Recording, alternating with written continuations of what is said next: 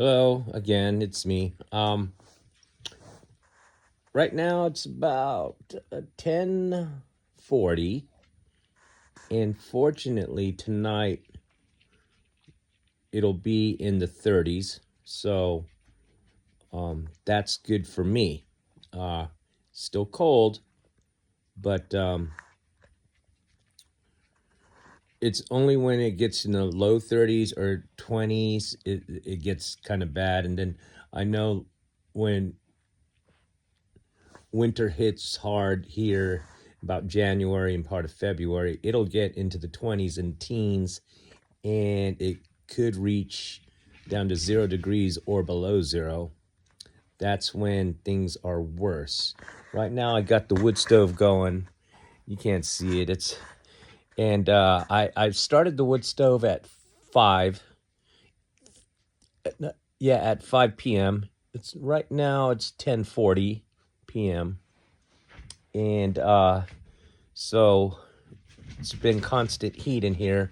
I'd say probably 50, 60 degrees in here. And to me now, if anything's in the 50s, it's warm to me. To where in Oxnard, the 50s would be freezing to me. You know what I'm saying? But anyways, I just wanted to jump on here to... I know these vlogs are like my venting sessions. I show you how I live, then I vent, and of course, emotions come out. But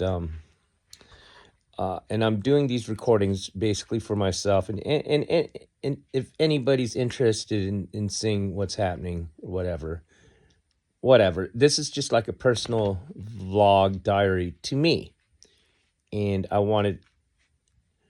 put it on YouTube because it's like not to share for anybody's interested. But if you know it right now, I wanted to capture my emotions and the way I feel, because this whole thing was a total life change, and it humbled me. And it's not like I was out there before thinking, oh, I'm Billy Badass and all that. It's just that I got in this situation. It was uncontrollable. And it was a very harsh change, going from, being stable financially, home-wise and all that. And this last year, in 3 months, I tried to stay positive, and I thought I would be out of this situation in a year, but no, I'm back to square one, and things are a little worse. And it affected me mentally, emotionally, and I figured I'm just gonna record these feelings, and I put them on YouTube. I don't give a shit about people's opinions and all that. I'm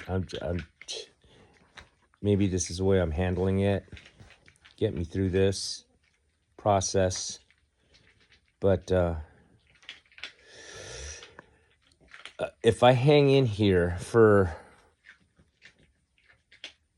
a few months up to a year and a half, depending, because in a few months things can change for the better. But if it doesn't, then I have to wait another year or so and I have to live like this. And that thought of having to live like this another year or so, it really makes me depressed, and it does bum me out. But I just wanted to get on here and express myself again, and for anybody who's listening, to let you know that I'm trying to hang in here. Not trying to make anybody feel sorry for me. This is real. This is true life shit. I'm living it. And unless you've been homeless or super broke, then I don't think you'll know where I'm coming from. This is really depressing, but I'm hanging in here, and I'm lucky I have my dogs to keep me company. And you might say, oh, it's a crazy dog person. I don't have any friends here in Kentucky. I have neighbors, and I know people, but we're not like friends or family or anything like that. And like I said, 90% of the time I spend alone with my dogs. And I'm glad my dogs are here. My dogs are my reason to, keep pushing. So, obvious question, what if you didn't have your dogs? I'd be more depressed, but I'd still keep pushing, because I know I won't have to live like this for long. Worst case scenario, about maybe, let me see, about a year and a half. Worst case scenario is I have to live like this a year and a half more, and things will get better. But what depresses me the most is when I moved here, this is not what I expected. I thought I had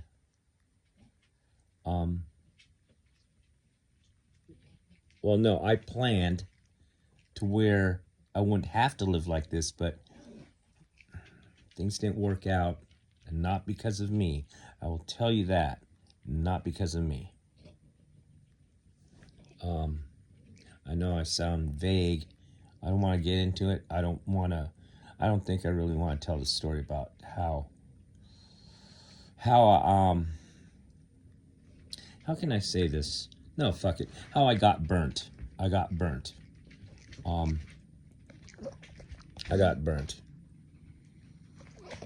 But, I just have to deal with it.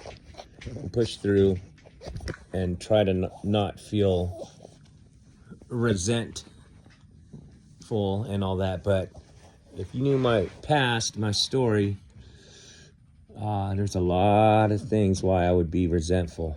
A fucking total lot. But I'm hanging in there, and I'm seeking help.